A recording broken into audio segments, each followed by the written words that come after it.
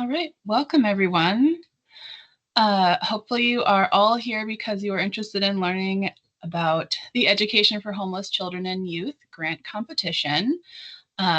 This is a general informational webinar to just learn about the difference between the grants that we have a little bit for our upcoming grant cycle in the winter/spring. I'm Clara Pfeiffer. I am the EHCY grant specialist that works with this program. We also have Christine helping us today. Christine Nadolski is the state coordinator for the Education for Homeless Children and Youth. And we'll jump right into it.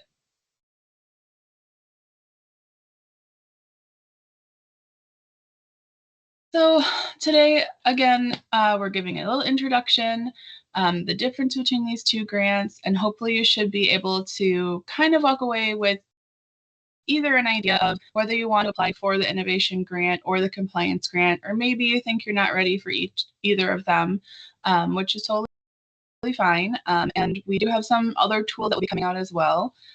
So hopefully this will help you in your process in deciding that.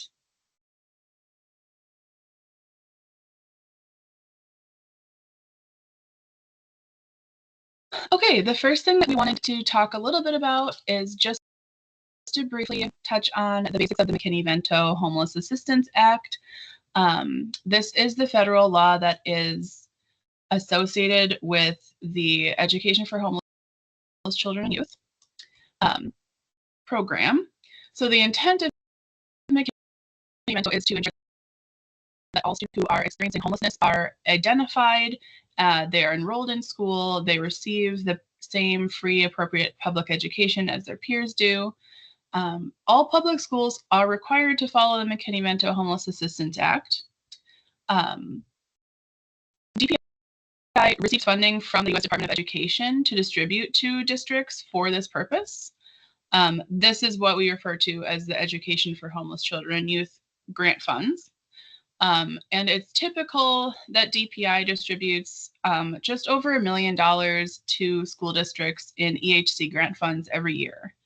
I do want to make a note that the funds for these grants are appropriated by Congress on an annual basis. So while we regularly use these funds, it's really important to know that they're not guaranteed. These funds are part of the next fiscal year moving into Congress that that is not determined at this time. So they still have to determine that before we are moving ahead. The amount of the EHCY grant funds that DPI receives from the U.S. Department of Education will ultimately determine the number of applications that we are able to fund through the grant program. So currently, the House and the Senate proposals are at least giving us hope that Congress and the U.S. Department of Education will be able to fund this program at a federal level at a similar rate as what it has been funded at. A lot, I know that's a lot, but because things tend to be a little bit unknown at this time, just wanted to put that out there so you get a little bit of a better idea.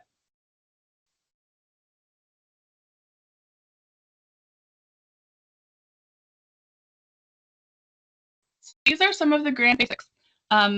Both of these grants are competitive grants. A competitive grant means that districts are competing for the funds. Not all applications can be funded typically in a competitive grant process. Assuming that we get over the amount of grant applications, then we have the ability to fund. We at DPI have specific guidelines for all competitive grants. This includes a uniform grant application and a rubric. So all competitive grants at DPI go through a review and a scoring process, and our grants in particular are also going through a scoring process from people who are not on the EHCY team. So we refer to this as external review. And discretionary funds means that the EHCY team has the ability to determine the amounts that applicants are eligible for and the amounts that they receive. All public schools and independent charter schools are eligible for these grants. Non-public schools are not eligible, and currently consortium are not allowed. And the funding level is a little dependent on the type of the grant, also about the number of students who are experiencing homelessness kind of on average in your district. But we'll talk a little bit more about that later, I believe.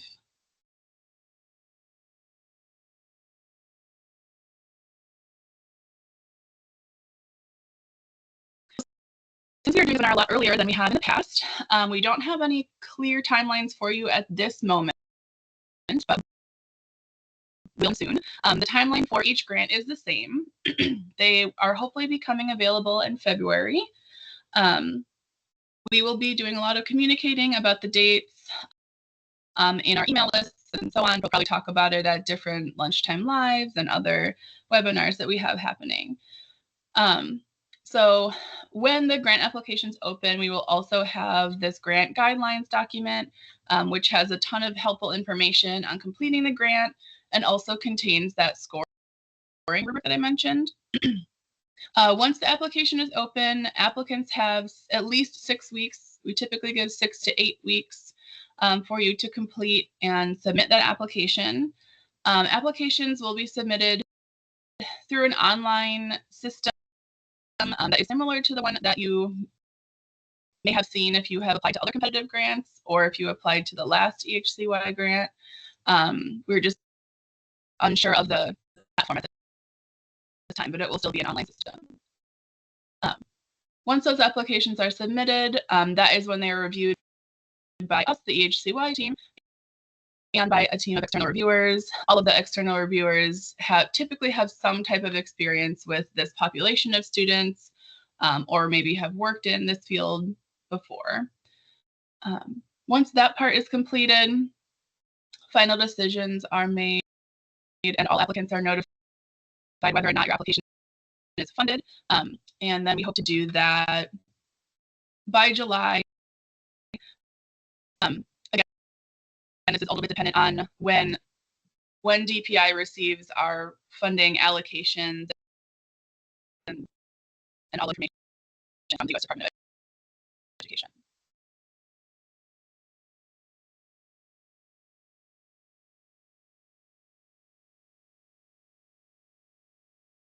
A brief, hopefully, table here of comparing these two grants. So on the left side, for the innovation grant, and for the right side, the compliance grant. One of the main differences is that the innovation grant is a longer grant. It is a 3-year grant. So if you are selected for the grant and you receive that letter in July, you will be part of that grant cycle that lasts for 3 years. The compliance grant is 2 years, since it's a shorter grant.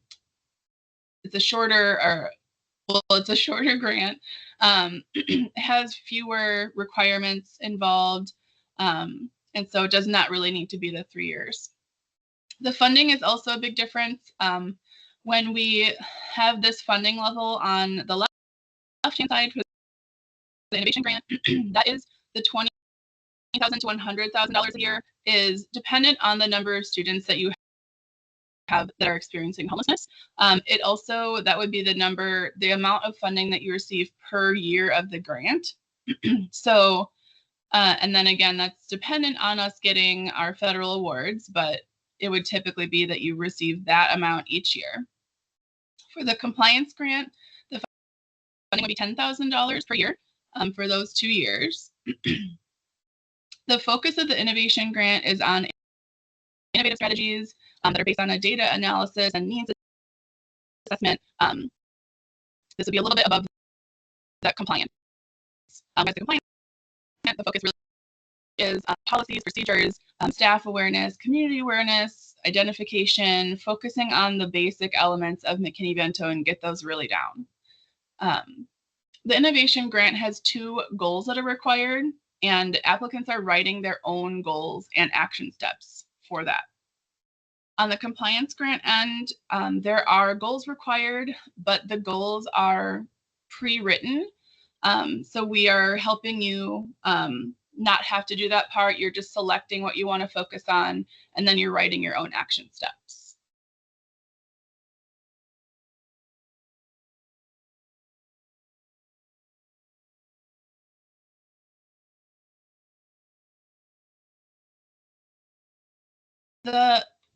So the big point of the EHCY Innovation Grant is innovative strategies, like I said. So these strategies should be used to support students experiencing homelessness above and beyond compliance with the McKinney-Vento Act. Also, improving the academic and school success of students experiencing homelessness. We are looking to fund goals and action steps that are based on a needs assessment and data analysis. And then hopefully this is helping you lead to building sustainable new strategies that can continue on after the 3-year grant cycle is over.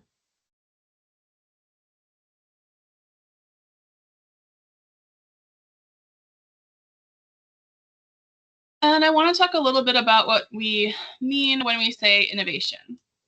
So like we mentioned before, while all districts need to be in compliance with the McKinney-Vento Act, we expect that districts that are applying for the innovation grant are already in full compliance with McKinney and do any substantial work to get into compliance. The districts that receive this grant do go through a McKinney-Vento compliance monitoring process, the full process, unless it has been completed in the past few years. Some of the goals that we have seen that may fall into the compliance category would potentially include staff training, procedures about enrollment or identification, and talking about different types of transportation. When we're talking about this grant for this purpose, we are not looking to have any of those types of things as a goal.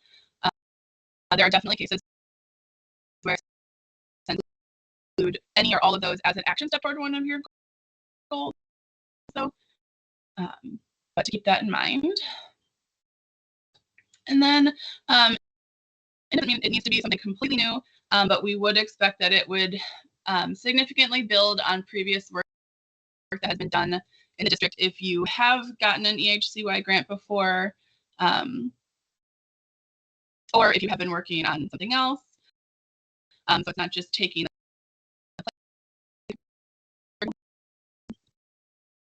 so for it's not really an innovative practice to write a goal that is using these funds to support a program that already exists and at the level that it exists at. So if you're trying to, like I said, replace a different grant that you don't have anymore, that's not very appropriate for these funds. But if you have a tutoring program, for example, to build on that program, not just use these grant funds for that program as it is now. So it could be like expanding the grades, expanding the schools, hiring people for that specific work, or providing other services with that, or mentoring component, something like that.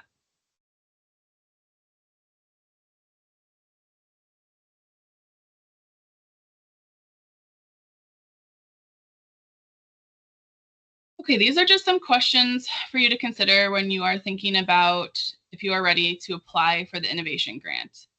So I won't read through all of these, but essentially you want to make sure that you have the time and capacity to conduct a needs assessment and to fully understand what your students who are experiencing homelessness need in your district. That's definitely key in making sure that you're able to write this grant application. and to come up with goals that are really going to make a difference for your students for that next 3-year cycle. And to make sure that you have capacity to focus on academic outcomes for students experiencing homelessness, particularly, that is the focus of the innovation grant. It doesn't have to be all academic outcomes, but again, that is, and then the last bullet point, making sure that you have the ability to focus specifically on this subgroup of students.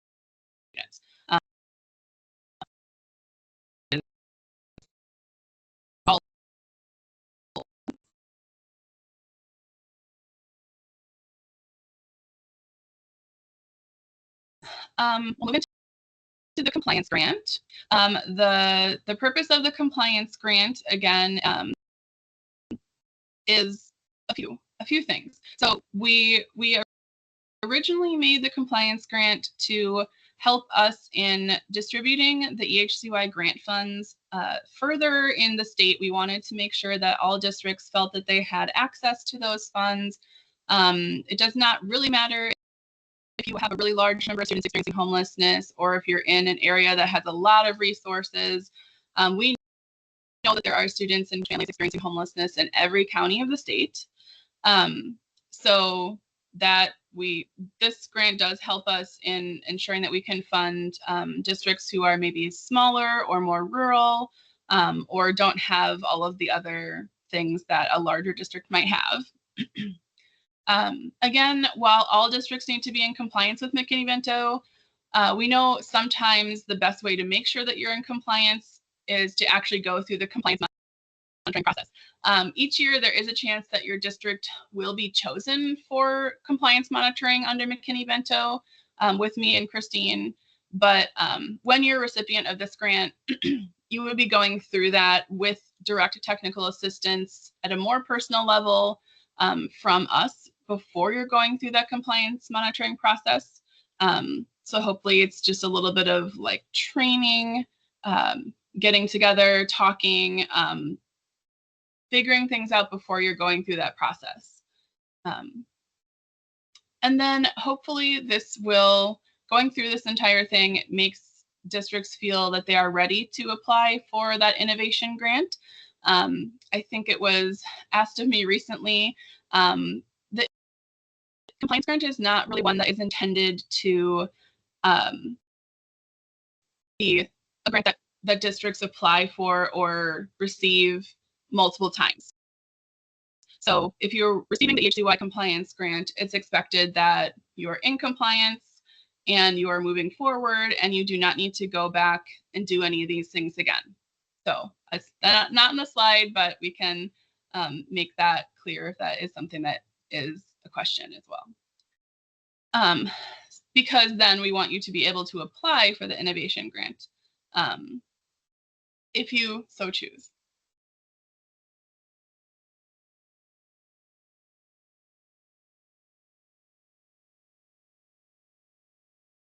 So these are the topics of focus for the compliance grant. They're not all required.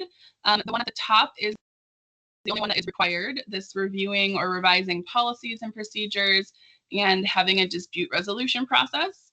The other ones that are listed are kind of all other topics that you are, that will have a grant goal about them, and that is what you would be creating action steps for. This will either be, you're choosing one or two of these, and that will be the focus for your compliance grant application.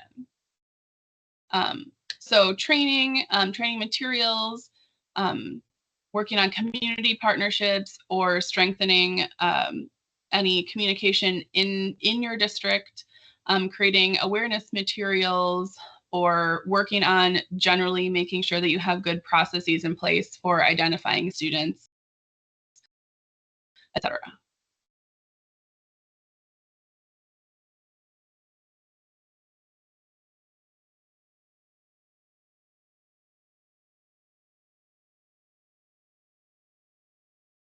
Or when you're thinking about if you want to apply for this grant. One of the big things here is capacity So do you have the ability to participate in the meetings that we have for this grant? We'll get a little bit more into that later, but we do have a number of meetings that you would be required to attend. And then, of course, you would be going through the compliance monitoring process.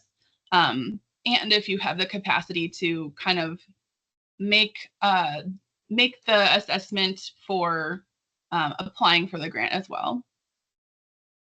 Readiness, has your district gone through any type of needs assessment, or are there other areas that you know that you need improvement on, or if you think that your district is under identifying students? So are you kind of ready to move past that identification of the issues stage and into working on procedures that could help with that? And a big one here is support. This is more support from administration that we're talking about. So because this grant does focus on policies and procedures and general changes that may happen in the district as a whole, we would want to make sure that you have the support of your administration and access to your data. So it would be, if you are the one person who's working on this, make sure that you're talking to your director of pupil services or your principals or superintendent, whoever it is that you would be talking to about if you have questions, if you're applying to a new grant generally.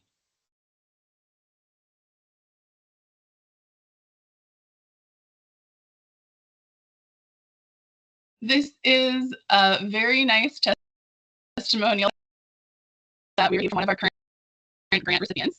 This grant recipient a few years ago received the compliance grant on our first compliance grant cycle, and then was able to apply for the innovation grant with the knowledge that they learned during the compliance grant cycle.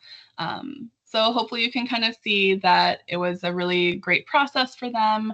Now they have a lot of things in place that they didn't have before. All that there was a binder that was left in the office. I feel like we hear that a lot. So this work has really helped this district grow.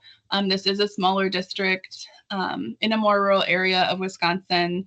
So it's really great to see that this grant is helping make those community connections and make those connections within the district and get families the assistance that they need. So that is one reason why you may want to apply to the compliance grant.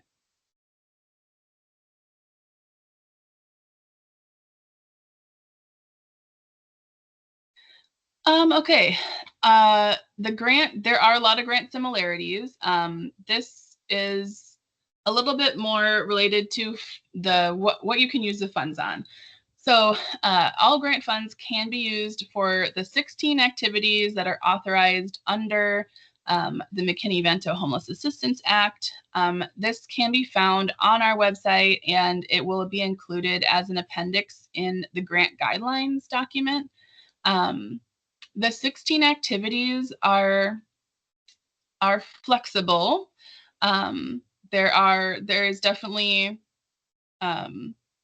if you're just looking at the 16 activities, it may not be completely obvious what all of the uses of the funds are. So just keep that in mind.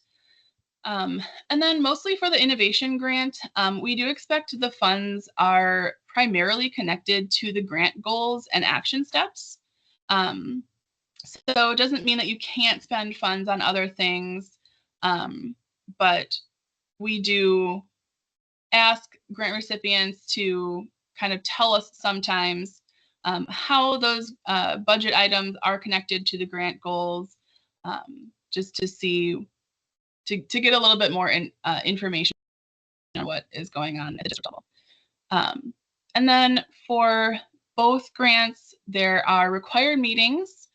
There's at least one meeting in the fall where all grant-funded districts get together, which is a great time to learn from other districts and to we do some technical assistance as well.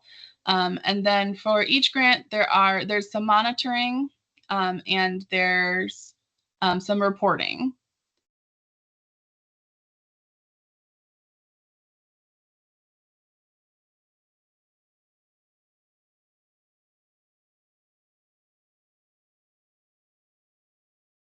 Okay, like I mentioned, the 16 activities exist out there, but these are kind of a better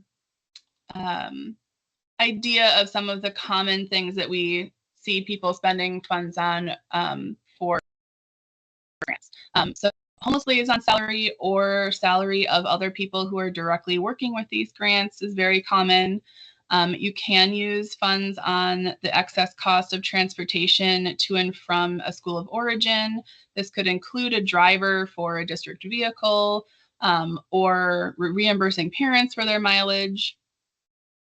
Clothing, school supplies, hygiene supplies, all the supplies, different services that support mental health and medical, dental, a lot of things there. If your students need things and you don't have another way to cover them, this is a great use of those funds.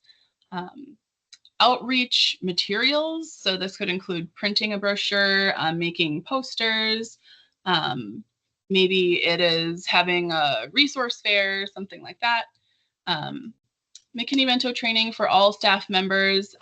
While it's not typical that this is a grant goal for the innovation grant, it definitely can be used. Some of the funding can be used to support training efforts. And then, of course, academic support materials or staff that are working specifically with students, such as a graduation coach, mentors, tutors, etc.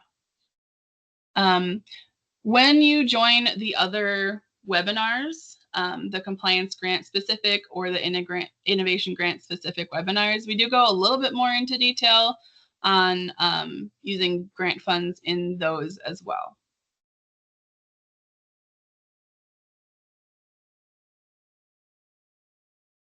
Okay, and like I said, we will have a number of webinars that are coming up in the new year about these grants. So those top two are the ones that will go into more specifically what's in the grant application for these two grants. And then the third one is one that we really encourage people to join who are applying to the innovation grant, because it will help hopefully with learning more about SMART goals and writing effective SMART goals, because that's a major part of that application. If you don't have strong SMART goals, it's a lot harder to get funded, and it would be a lot harder to go through that grant cycle as well. Information on getting onto these webinars will be shared with you. It will also be in that virtual events calendar on our grant information page as well. If we do have any changes in dates or times, we'll make sure that everybody knows that. If you are still undecided, watch both of the webinars or attend both of the webinars. That's probably still the best way to get more information on that. There will also be other resources. We currently should have kind of a comparison guiding questions type of document that's on that grant information page. And then there will be grant guidelines that are on that page as well. Again, the grant guidelines are really your tool for succeeding in applying and receiving the grant. And then we also have these new resource showcases that are some of our current grant recipients who are sharing with an audience some of the things that they have focused on during one of our grant cycles. And those are successful practices that they have implemented and are currently implementing and plan to continue into the future.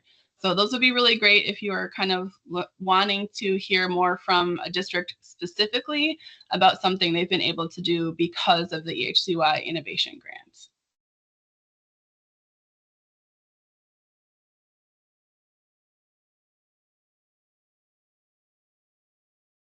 that's all we have for you today. So we are happy to answer questions if you have questions.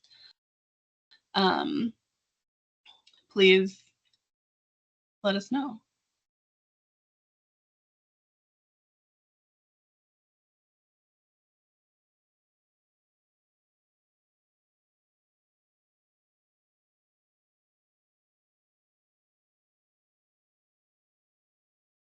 Will Okay, a copy question. of these slides? I'm sorry. Oh, yep. Yeah. The question in the chat is, my district got a compliance grant. Does that mean I have to focus on the innovation one this time? So yeah, I did mention briefly that the intention of the compliance grant is that it's a one-time grant, that you should be in compliance and that you should feel like you are ready to move to the innovation grant at that time.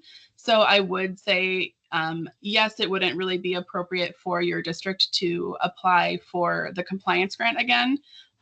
It would really be determining whether or not you are ready to apply for the innovation grant. And then, yes, thank you, Lisa. We will put these slides up on the DPI grant information website. I will do that right after we are done here. We will also have the recording available on that site as well, hopefully shortly in the next couple of weeks.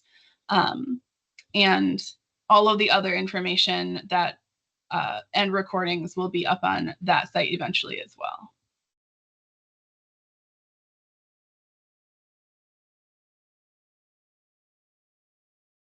Clara, do you have any recommendations or any tools or resources around that district needs assessment? So I've been like, as I've been thinking about this grant, there's like data that I've been trying to like pull and things like that, but I'm wondering if there's a more formalized support that you could direct me to that might be able to help.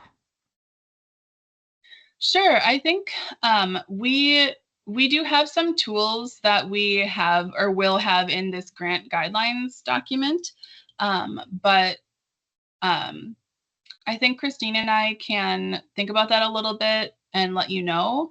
We also have, as you probably remember, there's a data guide that's part of these materials that hopefully should help in finding where your data is for this needs assessment process. We will be working on that. It's a great question. Thanks, Molly. I just want to add in quick. I know the National Center for Homeless Education has like a needs assessment on their website.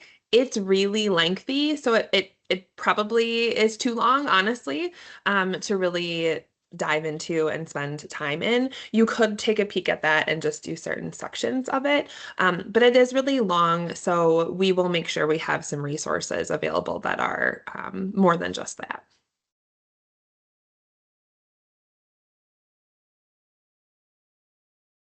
Yes, I definitely hear you saying that it would be helpful to have those sooner rather than later as well. So I thank you for that other question about when they will be available. The data guide, so we just need to make sure on our end for some of these things that all of the information that we have is still correct, because occasionally our WISE data system will change. So we want to make sure that we have all the right information on how you can access this data. But we will try to have that ready before the applications are available. So we will try to have that ready probably around the time of those next webinars, which are mid-January. And hopefully that works for you. If you have other questions about that too, please feel free to email us with any questions. We are happy to help. During the grant process, we are able to help you to a certain extent. We cannot tell you if the goal is an appropriate goal. We cannot tell you how to fix the goal because it is a competitive process. So we cannot provide you direct assistance on completing the application that way, but we definitely can talk through ideas that you might have, or any questions that you have about the application or what that grant cycle could look like.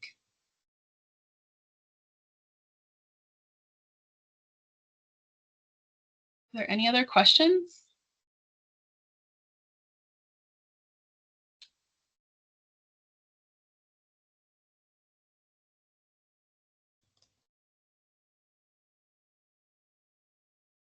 Okay, thank you so much for coming. We have our emails up here. I'm sure that you probably know how to contact us if you want to.